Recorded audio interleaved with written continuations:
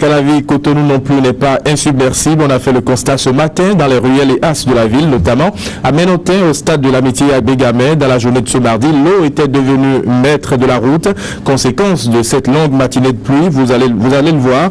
Maintenant, les populations ont vécu une rude journée. C'est un constat de Émile Azopota.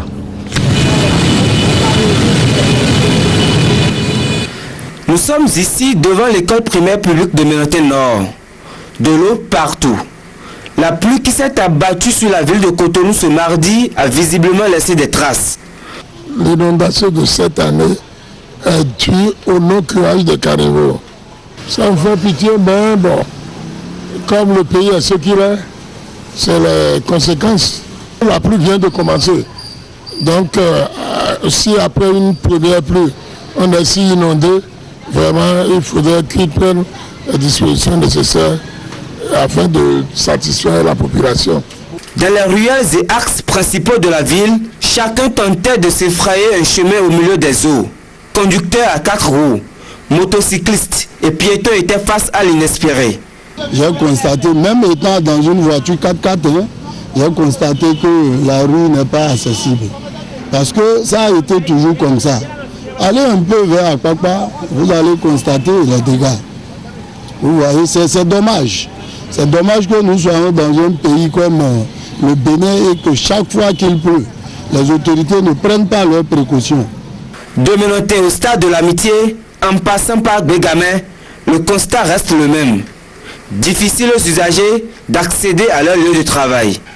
Il y a même des enfants qui sont rentrés dans les trous parce qu'il y a la mairie qui est en train de creuser des trous pour arranger la voie.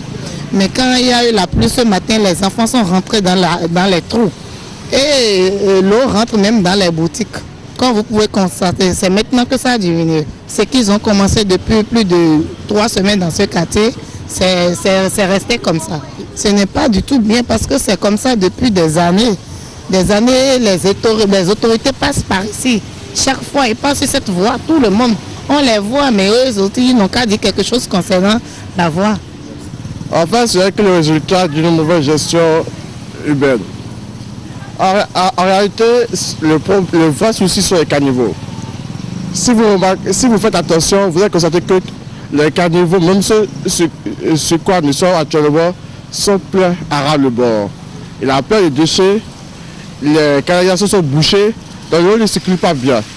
En plus, c'est très étroit. Par exemple, regardez le panneau qu'ils ont mis là. La mairie travaille pour nous. Non, la mairie ne travaille pas pour nous, excusez-moi. Si la mairie travaille pour nous, je n'aurais pas ça derrière moi. Première grosse pluie et Cotonou déjà sous les eaux. Malgré l'opération 3CI, Cotonou en campagne contre les inondations et les descentes incessantes des autorités municipales, bien de travail reste à faire pour faire face à un phénomène devenu cyclique. Et puis, justement, une de ces descentes des autorités de la ville de Cotonou, un peu en décalage avec les faits, il faut le préciser quand même. Le premier adjoint au maire de la ville de Cotonou a effectué hier donc une descente dans la ville. Il a parcouru plusieurs quartiers pour constater l'évolution des travaux de reprofilage des voies en cette saison pluvieuse. L'assainissement de la ville était également au cœur de cette tournée de Liali Soglo. Le commentaire est signé Berjudor Radio. Cotonou s'est remise en campagne contre l'inondation et l'insalubrité. Des chantiers ont été lancés pour contenir les eaux, assurer la praticabilité des voies et de l'asphalte. Le constat est encourageant. Un effort a été fait quant au désensablement et l'enlèvement des ordures ménagères. Mais cet effort doit être poursuivi. Alors, s'agissant de l'assainissement, nous sommes actuellement à 5e dimension, qui est un des points noirs de la ville de Cotonou où traditionnellement, lorsqu'il pleut, il y a disons une accumulation importante d'eau. On vient de régler le problème et on va régler les différents problèmes qui peuvent exister sur ces différents points noirs qui existent dans la ville.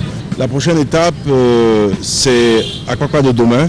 Dans ce quartier de Cotonou où l'hygiène est quasi absente, la mairie est allée rassurer avec 2 projets sous les bras.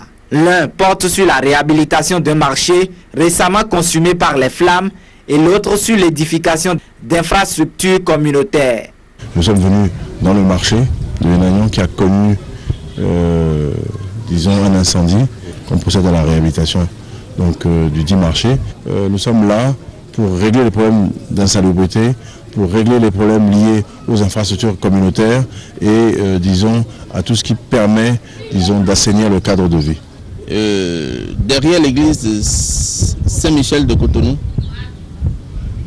et ces stagnations d'eau que nous observons sont dues au dysfonctionnement observé à l'intérieur des ouvrages enterrés de la ville.